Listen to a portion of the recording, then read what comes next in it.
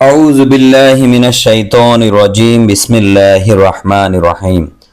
শুরু করছি মহান রাব্বুল আলামিনের নামে, যিনি বড়ই মেহেরবান এবং পরম দয়ালু। অতঃপর এই গাছের খেজুর তুমি খাও, এই ঝর্ণার পানি পান করো এবং সন্তানের দিকে তাকিয়ে চোখ জোড়াও। যখনই তুমি মানুষদের কাউকে দেখবে, তাহলে বলবে, আমি রহমান আল্লাহ তাআলার নামে রোজার মান্যত করেছি এবং এই কারণে আমি আজ কোনো মানুষের সাথে কথা বলবো না। অতঃপর সে তাকে নবজাতককে কোলে বহন করে তার জাতির কাছে ফিরে এলো। লোকেরা তার কোলে সন্তান দেখে বলল, হে মারিয়াম, তুমি তো সত্যিই এক অদ্ভুত কাণ্ড নিয়ে এসেছো। হে হারুনের বোন, এ কি করলে তুমি?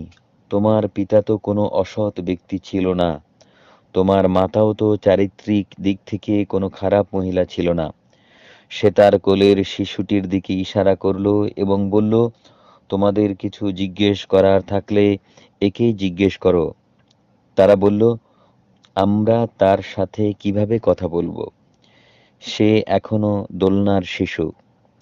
এ কথা শুনেই সেই শিশুটি বলে উঠল, হ্যাঁ, আমি হচ্ছি আল্লাহ তাআলার বান্দা। তিনি আমাকে কিতাব দিয়েছেন এবং আমাকে তিনি নবী বানিয়েছেন। যেখানেই আমি থাকি না কেন, তিনি আমাকে তার অনুগ্রহ ভাজন করবেন। তিনি আমাকে নির্দেশ দিয়েছেন, যতদিন আমি বেঁচে থাকি ততদিন যেন আমি নামাজ প্রতিষ্ঠা করি এবং যাকাত প্রদান করি। তদুপরি আমি যেন মায়ের প্রতি অনুগত থাকি। আল্লাহর শুকর, তিনি আমাকে নাফরমান ও হতভাগ্য করে বানাননি। আমার ওপর আল্লাহ তাআলার বিশেষ প্রশান্তি। যেদিন আমি জন্মগ্রহণ করেছি, প্রশান্তি থাকবে সেদিন, যেদিন আমি আবার মৃত্যুবরণ করব এবং মৃত্যুর পরে যেদিন জীবিত অবস্থায় পুনরুত্থিত হব। এই হচ্ছে মারিয়াম পুত্র ঈসা, আর এ হচ্ছে তার আসল ঘটনা, যা নিয়ে তারা অযথাই সন্দেহ করে। তারা বলে, সে আল্লাহ তাআলার সন্তান, কিন্তু সন্তান গ্রহণ করা আল্লাহ তাআলার কাজ নয়। তিনি এই থেকে অনেক পবিত্র। তিনি যখন কোনো কিছু করতে চান তখন শুধু বলেন, হও, এবং সাথে সাথেই তা হয়ে যায়। অবশ্যই আল্লাহ তাআলা আমার রব এবং তোমাদেরও রব। অতএব তোমরা সবাই তারই গোলামি করো, আর এটাই হচ্ছে সরল পথ। এরপর তাদের দলগুলো নিজেদের মাঝে মারিয়াম পুত্রকে নিয়ে নানা মতানৈক্য সৃষ্টি করল।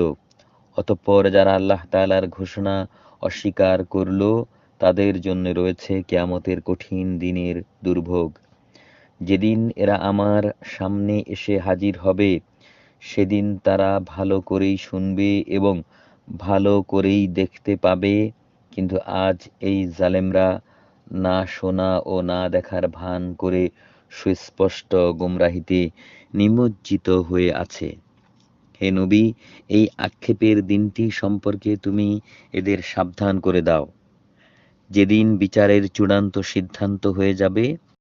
এখন তো এরা এই ব্যাপারে গাফলতিতে ডুবে রয়েছে। ওরা আল্লাহর ওপরও ঈমান আনছে না।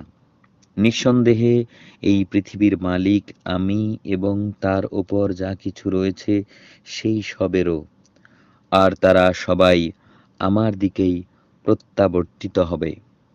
মহান আল্লাহ যা বলেছেন সত্য বলেছেন।